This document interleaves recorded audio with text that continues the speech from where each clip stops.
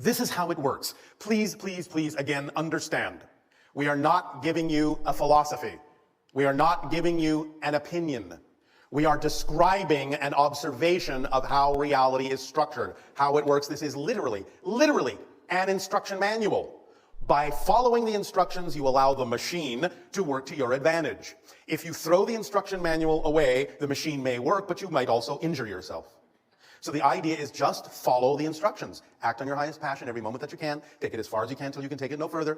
Do it with absolutely no insistence or assumption as to the outcome. Stay in a positive state no matter what happens, no matter what manifests, because the end cap to that instruction manual is it doesn't matter what happens. It only matters what you do with what happens. That's what makes the difference in your life, because everything is neutral and can serve double duty. So even though something may have originated negatively, even though someone else's experience or opinion of it may be negative, if you stay in a neutral state and in a positive state by knowing that you must be experiencing this for a positive reason, no matter how it looks, you will also and always derive a positive and beneficial effect from it, no matter what anyone else is getting out of it. That's up to you. That's your call. You have that choice. You have that freedom. You have that power to determine what this means for you in your life. Even something that you might neutrally not prefer must still be there for a reason if it manifested in your life. If you stay in a positive understanding of that, then you will be able to use what you don't prefer in a way that you do prefer. It will still give you some benefit. If nothing else, sometimes things manifesting that you don't prefer more clearly delineate the difference between what you don't prefer and what you do prefer, and that's a positive effect. So always use it to your advantage. It's always your choice to do so. You always have the ability to make that choice. And then you will experience the idea of abundance in all its forms. You will go with the flow of your own current in creation, and you will experience the effortlessness and the joy that life has to offer. When you have belief systems that create resistance to the idea of opening up to the other forms, you slow everything down by insisting that it can only happen this way, and I can only do this if this happens in this way. Then you're actually slowing down the process by which you might actually have been capable of doing whatever that is much more quickly and much more easily. Is this making some sense? So allow yourself, as you go through life and as you act on your passion to the best you can, with no insistence or assumption on the outcome, please remember that third part of the formula, which many of you sometimes conveniently forget. I'm acting on my passion, I'm acting on my passion, I'm acting on my passion. And this had better happen, and this had better happen, and this had better happen, or something's wrong. That's not the formula. When we say act on your passion to the best you can, taking it as far as you can until you can take it no further, the implication in that statement is very clear. There will be moments when you will not be able to take it further in that way. That's not a block. It is an arrow pointing in an unexpected direction that is actually more representative of your true path. Let yourself go with the flow. Remember, sometimes many of you think that the path of least resistance is straight and true and short. Not always. In fact, not often.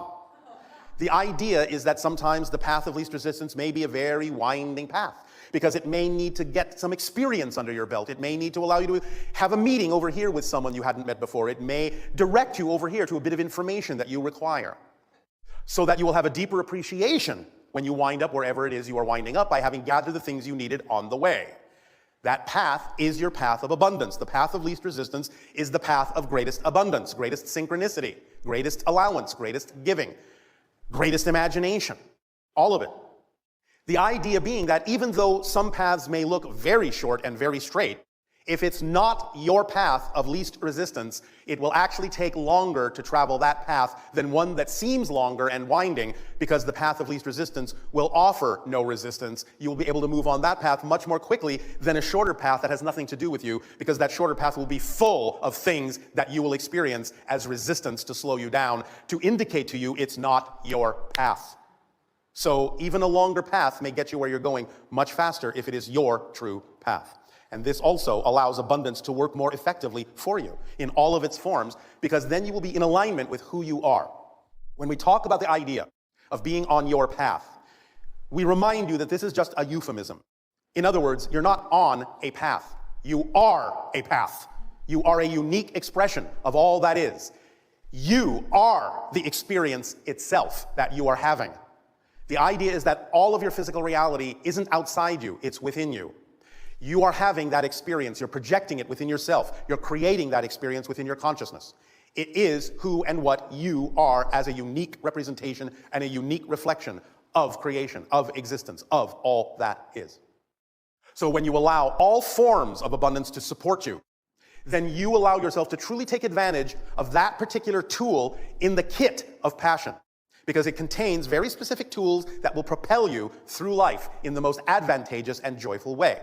When you follow the formula of acting on your passion to the best you can, taking it as far as you can until you can take it no further, and you do this with absolutely no insistence or assumption as to where you're supposed to wind up, as we have told you before, you open up that kit that contains the driving engine of your life.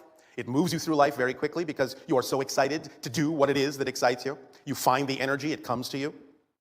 It becomes the organizing principle of synchronicity.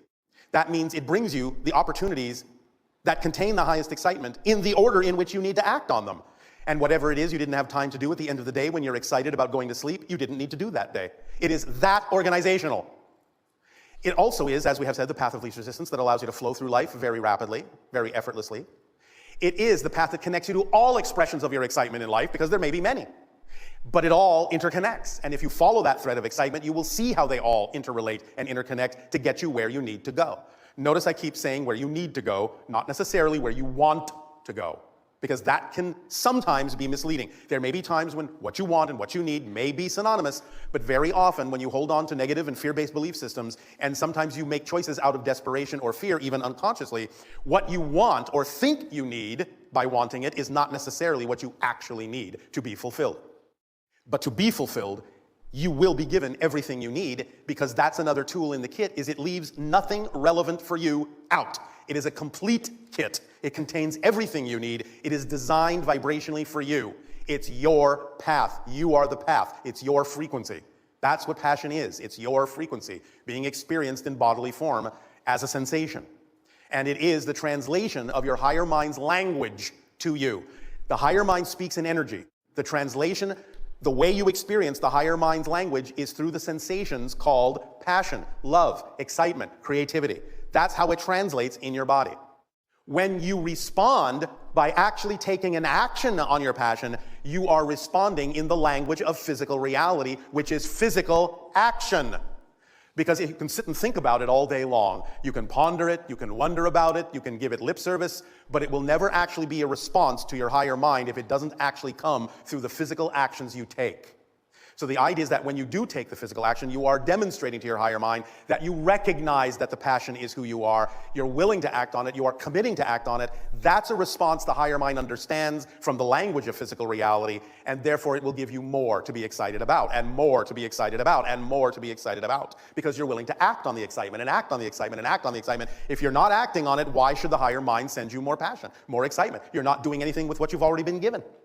You have to get the cycle going. You have to get it running and keep it running by constantly acting on that passion, and therefore you're having that conversation, you're having that dialogue with your higher mind, and you're acting as a whole person, half in spirit, half in physical experience, the whole person working together in concert, in a partnership. So the idea then is that the kit of excitement, the kit of passion, also contains the reflective mirror that reveals to you anything that might be out of alignment in your belief system with your passion, so that you can identify it, see why it's there, realize it has nothing to do with you, realize it's out of phase with your vibration, and let it go and add that energy back into your momentum, into your excitement. But the idea of discovering something that doesn't excite you, that's part of your excitement.